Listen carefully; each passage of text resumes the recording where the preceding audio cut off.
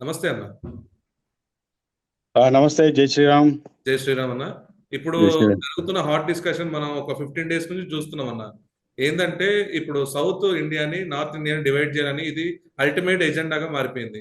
దీనిపై మీ స్పందన ఏందన్న? యాక్చువల్గా దీన్ని స్పందించాలంటే కూడా బాధ అనిపిస్తున్నది.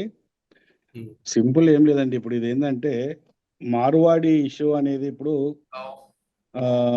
సడన్ గా ఎందుకు తీసుకొచ్చారు? ఇప్పుడు సడన్ గా ఇంత హైలైట్ ఎందుకు చేస్తున్నారు అంటే హిందూ సమాజంలో ఉన్న హిందువులను డివైడ్ చేయడానికి. అదే సార్. అంతేకాకుండా మన పండుగలు కూడా కరెక్ట్ పండుగ టైంలోనే కూడా ఇదొకటి రావడం జరిగింది, వినాయక చవితి పండుగకి. ఉమ్.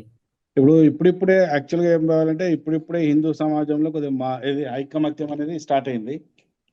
ఐకమత్యం స్టార్ట్ అయింది. ఈ ఐకమత్యాన్ని చీల్చడానికి పనిన కుట్రనే ఇది. ఇప్పుడు మార్వాడీలు అంటే ఎవరు అసలు? మార్వాడీలు అంటే హిందువులు. మార్వాడీలంతా హిందువులే. వీళ్ళేమన్నా వేరే మతస్థులా, లేకుంటే వీళ్ళ సాంప్రదాయాలు ఏమన్నా హిందూ మతానికి అతీతంగా వేరే వేరే సాంప్రదాయాలు ఏమన్నా ఉన్నారా వీళ్ళు? అదే. ఇది ప్రతి ఒక్క హిందువు గమనించాలి. అసలు ముఖ్యంగా మనము ఆలోచించాల్సింది ఏంటంటే ఈ ఉద్యమాన్ని స్టార్ట్ చేసింది ఎవరు అనేది. ఈ స్టార్ట్ ఉద్యమాన్ని చేసింది వచ్చేసరికి తెలంగాణ శాంసన్ కదండి. తెలంగాణ అదే శ్యామ్. అదే అదే అదే ఇప్పుడు ఇక్కడ పైడిపల్లి శాంసన్. ఇప్పుడు ఇంపార్టెంట్ అదే. ఇక్కడ ఈ ఉద్యమాన్ని మొదలుపెట్టింది ఎవరు? శ్యామ్ అనే ఒక యాంటీ హిందూ అంబేద్కరిస్ట్. అలాగే వీడు ఒక పార్టీకి వీసీకే సబ్జెక్ట్ పార్టీ అని. కరెక్షన్. అంబేద్కరిస్ట్ అని అనకపోయి ఉంటే బెటర్ ఏమో ఆయనని. ఎందుకు అనొద్దు? అంబేద్కరిస్టే అనాలి కదా. ఉమ్. దొంగను దొంగ అంటావు, మంచోని మంచోని అంటావు, పొడుగోని పొడుగు అంటావు, పొట్టోని పొట్టోడు అంటావు. అంబేద్కరిస్టే అనాలి కదా. సబ్జెక్ట్ కరెక్షన్ ఏమున్నది అందులో? Okay, okay. ప్రొద్దులేమని జై భీమ్ అంటారు వాళ్ళు. జై భీమ్ అంటున్నారు, జై భీమ్ అని చెప్పేసి హిందుత్వాన్ని తిడుతున్నారు. వీసీకే పార్టీ ఏది అధికార ప్రతినిధి అండ్ స్పోక్ పర్సన్. ఈ ఓకే. వీసీకే పార్టీ చరిత్ర ఏదో తెలుసా మీకు? వీసీకే పార్టీది. అక్కడ దళిత్స్ కి అక్కడ ఉన్న సపోర్టింగ్ గా వాళ్ళు తమిళనాడులో చేయాలి. VCK party Ambedkarist party. జై ఓకే, భీమ్ అనే పార్టీ అది. మరి ఓకే, జై ఓకే. భీమ్ పార్టీలో జై భీమ్ అనేటోడిని, జై భీమ్ కార్యకర్తను, జై భీమ్ తెలంగాణ ఆ, ఏది అధికార ప్రతినిధిని అంబేద్కరిస్ట్ అనకపోతే ఇంకేముందమ్మా మరి మన. ఓకే. ఇప్పుడు మన హిందూ సమాజంలో ఉన్న ప్రాబ్లం ఏంటంటే అంబేద్కరిస్ట్ అనేసరికి మనకు కొద్దిగా వెనుక ముందుకు పోవాల్సి వచ్చిన పరిస్థితి కనబడుతున్నది ఇక్కడ మనకు. ఈ ఉమ్. ఎంతకాలం ఇది? మనం ఖచ్చితంగా ఎవడైనా సరే హిందూ సమాజం జోలికి కానీ, మన ధర్మం జోలికి కానీ, మన కల్చర్ జోలికి వచ్చినప్పుడు ఖచ్చితంగా మనం వాళ్ళని ప్రశ్నించాలా. 100% అది మనం ప్రశ్నించాలి, ఎవరైనా సరే అది. ఇప్పుడు ఈ వీసీకే పార్టీ ఎవరు? కంప్లీట్ గా హిందూ వ్యతిరేక పార్టీ. ఓకే. వాళ్ళ మీకు ఒక స్టేట్మెంట్ చెప్తా. మీకు వీసీకే పార్టీ స్టేట్మెంట్ మీకు ఒకటి చూపిస్తా. మీకు వీసీకే పార్టీ అధ్యక్షుడు ఎవరైతే ఉన్నాడో పిరమల అని చెప్పేసి ఒక ఆయన ఉన్నాడు. ఆయన ఉమ్. మొన్న రీసెంట్ గా ఒక స్టేట్మెంట్ ఇచ్చిండు. 2020లో ఒక స్టేట్మెంట్ ఇచ్చిండు. ఏమి ఇచ్చిండు తెలుసా? హిందూ మహిళలు వేశ్యలు అని చెప్తున్నాడు ఆయన. ఉమ్. పేపర్ స్టేట్మెంట్ వచ్చింది. తమిళనాడు మొత్తం పెద్ద దింగాన అయింది. తమిళనాడులో ఆయనకు రాష్ట్రం మొత్తం ఆయన మీద బీజేపీ అండ్ హిందూ సంఘాలు, అక్కడ ఉన్న హిందూ అందరు కలిసి ఆయన మీద కేసులు ఫైల్ చేశారు. కొన్ని వందల కేసులు ఫైల్ అయిన ఆయన మీద. అలాంటి పార్టీ అధ్యక్షుడున్న పార్టీకి తెలంగాణలో ఇది జిలకర శ్రీనివాస్ అనేవాడు అధ్యక్షుడు. అలాంటి పార్టీ భావజాలం ఉన్నది. ఈరోజు హిందూ సమాజాన్ని విడగొట్టడానికి తీసుకొచ్చిన ఎజెండా ఇది. వాళ్ళ పూర్తి ఎజెండానే అది. ఈ రోజు మనం చూస్తున్నాం, ఈ రోజు కూడా న్యూస్ లో షాపులు పెడుతున్నారు అని చెప్పేసి. ఇప్పుడు అవును. ఫస్ట్ చూడండి వీళ్ళ ఎజెండా ఎలా స్టార్ట్ అయిందంటే, ఫస్ట్ ఇలా ఉద్యమం స్టార్ట్ చేసినప్పుడు ఏం చేసిండ్రు? మార్వాడి హటావో అన్నారు. మార్వాడి హటావో అనేసరికి ఒక 2 రోజులు పెద్ద రెస్పాన్స్ రాలే హిందూ సమాజం నుంచి, సొసైటీ నుంచి. రాకపోయేసరికి ఇమీడియట్ గా వాళ్ళు ఇంకొక అలిగేషన్ తీసుకొచ్చింది. ఏంటంటే నాణ్యమైన వస్తువులు అమ్మడం లేదు, హిందూ సమాజాన్ని అదే వ్యాపారాలు చేస్తున్న హిందూ వ్యాపారస్తులను మోసం చేస్తున్నారు అని చెప్పేసి ఒక ఎలిగేషన్ తీసుకొచ్చారు. ఇక అక్కడి నుంచి అది బాగా హైలైట్ అయిపోయింది. ఇది ఎంత దూరం వెళ్ళిపోయింది అంటే, మన కర్మ కాకపోతే మన హిందువులు వృద్ధులు ఇవ్వగానే ఇప్పుడు శ్యామ్ కావచ్చు, వీసీకే పార్టీ జిలకర శ్రీనివాస్ కావచ్చు, వీళ్ళందరూ కూడా పొద్దున్న లేవగానే హిందూ సమాజాన్ని, హిందూ దేవుళ్ళను, హిందూ ఆచారాలను, హిందూ పండుగలను తిట్టేవాళ్ళు వీళ్ళు. ఉమ్. అలాంటి వీళ్ళు కోమటి వాళ్ళకు సపోర్ట్ ఇస్తున్నారు అని చెప్పేసి మన కోమటి సమాజం అంటే కోమటి వాళ్ళు కావచ్చు, లేకపోతే మిగతా వ్యాపారస్తులు కానీ బీసీలు కానీ అందరు పోయి వాళ్ళ వాళ్ళ వాళ్ళ సంకనికి కూర్చున్నారు ఇప్పుడు. అసలు వాళ్ళు ఎందుకు ఈ ఉద్యమం చేసిండ్రో, ఈ ఉద్యమం ఎందుకు స్టార్ట్ చేశారో, హిందూ సమాజంలో ఉన్న ప్రా ఏది హిందూ సమాజాన్ని విడగొట్టడానికన్నా ఇంగిత జ్ఞానం కూడా మన హిందూ సమాజానికి లేదు. ఇప్పుడు మనం మీకు ఒక ప్రశ్న అడుగుతాను నేను. ఇప్పుడు ఒక కాంపిటీషన్ ఉంది, ఒక పరుగు పందెం ఉంది. పరుగు పందెంలో ఫర్ ఎగ్జాంపుల్ మన ఇద్దరం కలిసి పరుగు పందెం చేసుకుంటే, అంటే ఇద్దరు కలిసి పరుగు పందెం చేసేటప్పుడు ఈయన తప్పకుండా గెలుస్తాడు అనే వ్యక్తిని, ఆయన తప్పకుండా గెలుస్తాడు కాబట్టి ఆయన బైకాట్ చేయాలి అని చెప్పి అంటే ఎట్లా? తప్పు కదా అది. ఏదైనా కాంపిటీషన్ ఉండాలా, కాంపిటీషన్ ఉంటేనే కదా వ్యాపారం అనేది నడిచేది. ఇప్పుడు వాళ్ళ దగ్గర పోతే వాళ్ళు ఇంట్రెస్ట్ ఎక్కువ ఇస్తున్నారు అని చెప్పి ఇంట్రెస్ట్ ఎక్కువ ఇస్తున్నారు, 20 రోజులైనా కూడా మాకు 3 నెలల రోజులు ఇంట్రెస్ట్ వసూలు చేస్తున్నారు అంటే వాళ్ళ దగ్గర తీసుకోకపోయి ఇంట్రెస్ట్. వాడు నాణ్యమైన వస్తువులు అమ్ముతలేడు అంటే, నాణ్యమైన వస్తువులు అమ్మకపోతే ఒక కస్టమర్ ఒకసారి కొంటాడు, రెండోసారి కొంటాడా? కొనడు కదా. అసలు ఏంది అసలు వీళ్ళ లాజిక్ ఏంటి అసలు వీళ్ళది?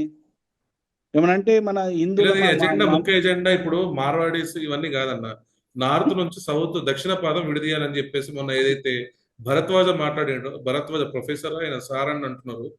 అయితే దేశాన్ని విభజించిన మన సార్ అని పిలవబోదు, భరద్వాజ ఎవరైతే ఉన్నారో పెద్ద మనిషి, ఆ పెద్ద మనిషి అయితే సౌత్ నార్త్ విడదీయాలని చెప్తున్నాడు. సౌత్ నార్త్ విడగొట్టాలంటే ఇది చాలా పెద్ద కుట్ర కూడా నడుస్తుంది. ఏంటంటే ఫస్ట్ జస్టిస్ పార్టీ నుంచి స్టార్ట్ అయింది. ఎప్పుడు 1920లో జస్టిస్ పార్టీ నుంచి స్టార్ట్ అయింది. జస్టిస్ పార్టీ, ఆ తర్వాత డీకే పార్టీ అధ్యక్షుడు ఎవరు అంటే పెరియార్ రామస్వామి, తర్వాత డీకే తర్వాత డిఎంకే, ఏఐడిఎంకే. ప్రతి ఒక్కరు తమిళనాడులో ఉన్న ప్రతి ఒక్కరు ద్రవిడ దేశం అంటారు. వాళ్ళు ఏమంటారు అంటే ఇది ద్రవిడ దేశము, మా ద్రవిడ భాష అంటే ఏమేమి భాషలు వస్తాయంటే తమిళ్, కర్ణాటక, మలయాళం, తెలుగు అంటే మన 2 రాష్ట్రాలు, అంటే మన 5 రాష్ట్రాలను కలిపి ద్రవిడ దేశం అని చెప్పేసి వాళ్ళు ప్రచారం చేసారు. ఈ ద్రవిడ దేశాన్ని భారతదేశం నుంచి విడగొట్టి మాకు సపరేట్ దేశం కావాలని చెప్పేసి అప్పటి జస్టిస్ పార్టీ దగ్గర నుంచి కూడా ఈ కుట్రలు జరుగుతున్న విషయం మనందరికి తెలిసిందే. ఈ రోజు కూడా ఈ దేశాన్ని ఇప్పుడు మొన్న రీసెంట్ గా కూడా ఇది మన ఈ వీసీక పార్టీ మన జీలకర్ర శ్రీనివాసు, ఈ శ్యాము, అలాగే ఇంకో పృథ్వీ అని ఉన్నాడు చూడండి, ఆ పృథ్వీ, వీళ్ళందరూ కూడా మొన్న ఒక రౌండ్ టేబుల్ సమావేశం జరిపినప్పుడు ఆ మీటింగ్ లో స్పష్టంగా ఒక మాట అన్నాడు. ఉత్తర దక్షిణ దేశాలు విడగొట్టే విధంగా మనం ముందుకెళ్ళాలి అనే ఒక స్టేట్మెంట్ కూడా ఇచ్చిండు. కావాల్సిన ఆ బిట్టు కావాలంటే ఇప్పుడు మీకు పంపిస్తా, ఆ బిట్టు దాని గురించి చెప్తున్నాం అన్న. ఇప్పుడు దక్షిణ పాదం విడిపోవాలని చెప్పేసి, దక్షిణ పాదం విడిపోవాలంటే ఏం చేయాలంటే ఇప్పుడు చెప్తున్నాండి. ఫస్ట్ ఆఫ్ ఆల్ ఏంటంటే మొన్న రీసెంట్ గా కూడా ఇప్పుడు మీకు ఒకటి మీరు ప్లే చేస్తా అంటే మీకు నేను 2 స్టేట్మెంట్, మీకు 2 ఆడియోలు వినిపించగలను. అలాగే ఒక న్యూస్ లో కూడా మీకు చూపించగలను. ఏంటంటే రీసెంట్ గా కర్ణాటకలో ఎంపీ ఆయన ఇప్పుడు డిప్యూటీ సీఎం శివకుమార్ వాళ్ళ తమ్ముడు డికే రాజు కుమార్ పేరు ఉంది, ఆయన పేరు. ఆయన కూడా ఒక స్టేట్మెంట్ ఇచ్చింది తెలుసా? ఆయన ఏమి ఇచ్చాడంటే సౌత్ ఇండియా సపరేట్ దేశం కావాలని చెప్పి ఆయన ఒక స్టేట్మెంట్ ఇచ్చింది ఆయన. ఈ విషయం మీకు తెలుసా?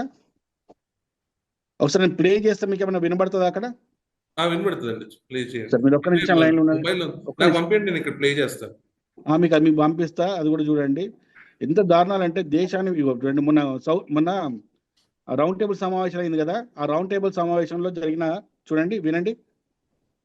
భారతీయత అంటే మార్వాడీయతగా మారిపోయి భారతీయ జనతా పార్టీ అంటే మార్వాడీ జనతా పార్టీ అనేటువంటి పరిస్థితుల్లో నడుస్తుంది. దీని మీద విస్తృతంగా ఆలోచించి విస్తృతమైనటువంటి కార్యక్రమం తీసుకోవాలి. పర్టికులర్ గా నార్త్ ఇండియా సౌత్ ఇండియాని తినేసి బతుకుతుంది అనేది నేను చెప్పదలుచుకున్నాను. దీని మీద కొంచెం విస్తృతంగా మాట్లాడుకుని అంటే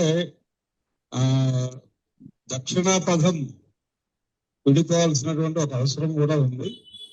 ఇది కూడా ఆలోచిస్తే బాగుంటుంది అనేది నా ఉద్దేశం. విన్నారా? విన్నామండి. దక్షిణ భాగం విడిపోవాలనేది కూడా వీళ్ళ ఆలోచన మన రౌండ్ టేబుల్ సమావేశంలో. అక్కడ ఉన్న అక్కడ అబ్జెక్టిఫై ఎవరు చేయలే. అక్కడ మీడియా పర్సన్ వచ్చేసరికి మనకి కాళోజీ శ్రీనివాస్ కూడా ఉన్నాడు అక్కడ. అన్న అంతమంది ఉన్నారు అన్న, అంతమందిలో కనీసం ఒక్కరన్నా అరే అట్లెట్లా మాట్లాడుతావు అని అంతలేరు కనీసం. అందరు భావజాలం అన్నారు ఒకటే వాళ్ళు, ఉంది, వాళ్ళ వాళ్ళ ఉద్దేశం అది కదా. మీకు వాళ్ళ ఇంకొక వాయిస్ టార్గెట్ అదే ఉంది. వాళ్ళు ఏంటంటే కనీసం ఒక్కరన్నా, కర్ణాటక కనీసం ఎంపీ, అంతమందిలో ఒక్క నిమిషం ఒక్కరన్నా. ఒక్క నిమిషం బ్రదర్, ఒక్క నిమిషం ఒక్క నిమిషం. కర్ణాటక ఎంపీ మాట్లాడుతున్న మాటలు ఒకసారి వినండి. His name is D.K. Suresh. He's a member of parliament from Karnataka in the Lok Sabha or the lower house of parliament. And he's suggesting a breakup of India, a separate nation for the southern states of India. Now, D.K. Suresh is not just a Congress lawmaker, apart from being the Lok Sabha MP from Bangalore rural. He also happens to be the brother of D.K. Shivakumar, who is the Deputy Chief Minister of Karnataka, also the state Congress president. వినరా? ఒక Congress MP బహిరంగంగా separate nation కావాలని చెప్పి అడుగుతున్నాడు.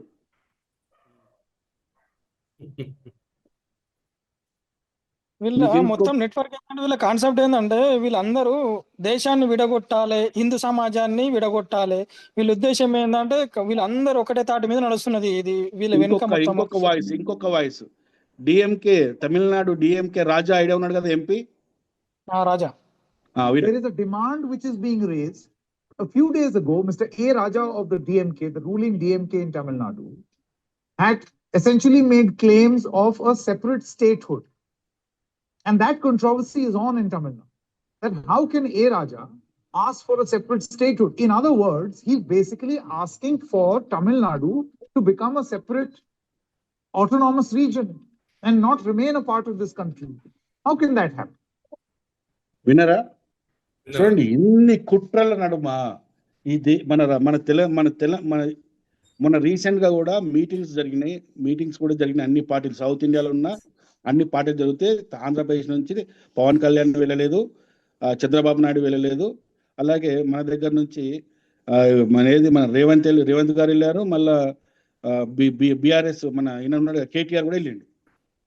Only Andhra Pradesh నుంచి మాత్రం attend కాలేదు. ఇదంతా పెద్ద కుట్ర జరుగుతున్నది. ఈ కుట్రలో భాగమే ఇక్కడ ముందు ఏం చేయాలంటే డైరెక్ట్ అలాంటి ఎలిగేషన్ తీసుకొస్తే ప్రాబ్లం అవుతుంది అని చెప్పి ముందు హిందూ సమాజం ఎవరికైనా దొరికేది ఫస్ట్ ఏంటంటే హిందూ సమాజం డివైడ్ చేయాలి. ఇక్కడ కులాల పేరిట ఈజీగా డివైడ్ చేయొచ్చు కదన్న. అది చేస్తున్నారు కదా ఇప్పుడు. మరి ఇప్పుడు మనకు ఒక ఫాంట్ లైన్ ఉంది కదా, బలహీనమైన నరం ఉంది కదా. కులం పేరు చెప్పంగానే ఇక్కడ హిందువులే కదా ఫస్ట్ రియాక్ట్ అయ్యేది. అదేంటారు ఇప్పుడు దేశం కోసం మాట్లాడరా అంటే ఎవడు మాట్లాడాడు? దేశం కోసం మాట్లాడడం అంటే ఎవడు మాట్లాడాడు? కానీ కులం కోసం మాత్రం ఏడికైనా ఎంతకైనా తెగించే మనుషులు మన దేశంలో ఉన్నంత కాలం మన దగ్గర ఐకమత్యం కాదు కదా.